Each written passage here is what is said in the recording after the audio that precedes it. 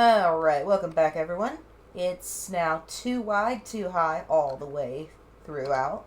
Except for like right at the beginning and right here at the end. So now the next step is going to be to dig out one level of the roof. Because I did a little bit of testing on this and... Oh. Hey, did you want to hear about my building plans too? Too bad, you're not allowed. I'm gonna dig out this one level here. And these two levels are gonna be water. Because I have discovered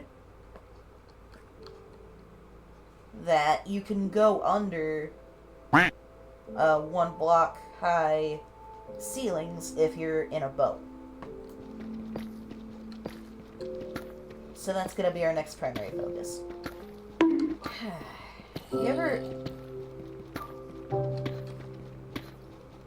have someone like flirt with you but you don't like them back so you can't reciprocate, but they did it in such a cute way where you're like, man, I gotta reject you, but kinda hurts.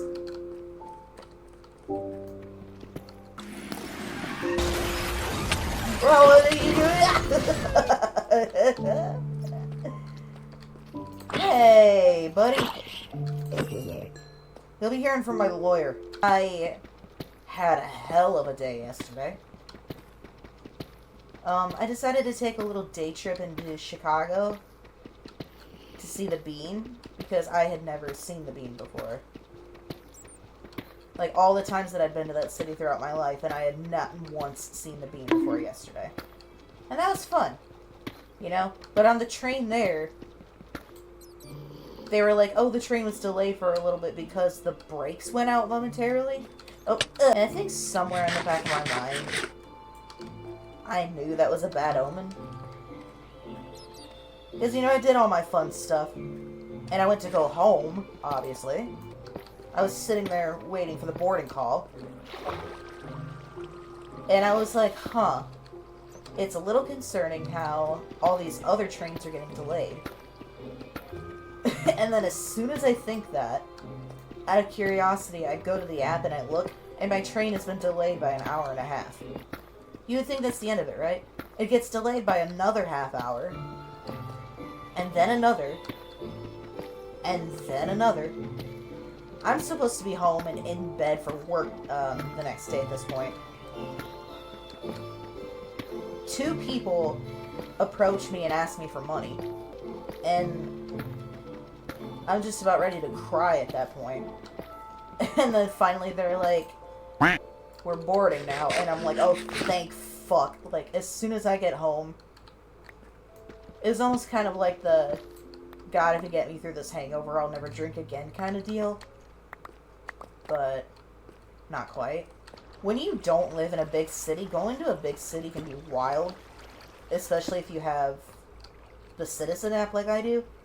It's because you get there, or like you're going somewhere, and you get the pop-up on your phone. Man stealing from Circle K, 400 feet away.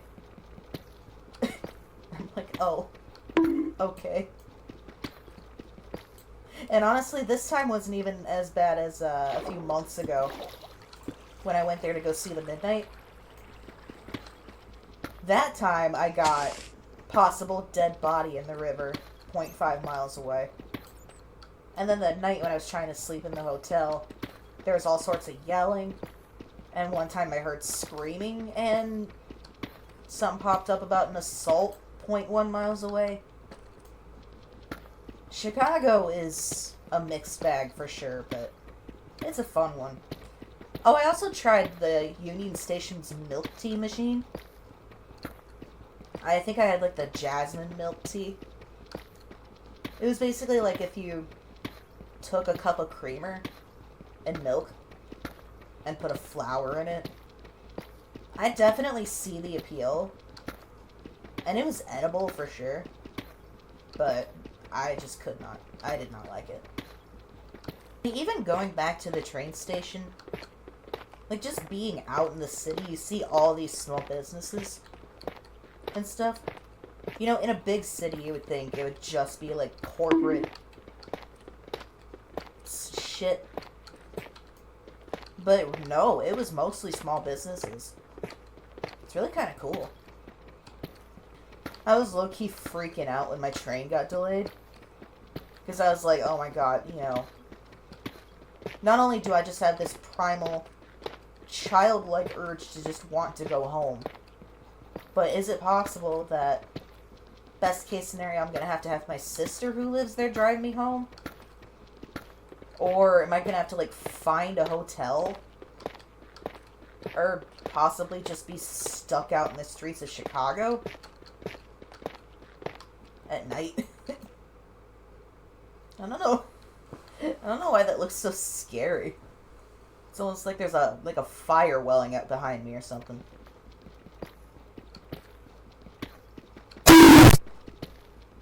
Holy crap! That one ignited every fight or flight neuron I had in my brain.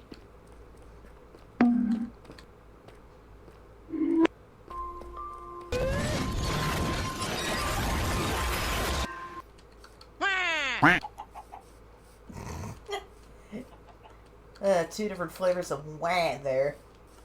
I love it. Maybe putting the vine over the crafting table that you have to use the top of wasn't the most practical design choice. So I ran into someone on YouTube that was talking about the concept of a forever world. The world that you just constantly keep returning to. Whether it's to make new projects or whatever. And he was just like, you know, if you do that, you don't have to make a whole new world to make a new base. You can just move bases. Kind of like moving houses. And, you know, just go a ways away from where you were before and start a new base. And I get that. I get the practicality of that a lot. But I start new worlds because I want a whole new start. Right? Like, especially if major updates like this creaking one come out. Where you have to update the terrain. I need that fresh new start mechanic, you know? Where you start out with nothing. Absolutely nothing to your name. That's just me, though. Alright.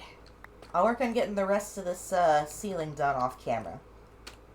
Next to my Minecraft, I think will be the raising the torches / raising the walls part. You know, raising the torches in enclosed spaces and building walls around the pathway in wide open spaces like caverns. I'll see you then.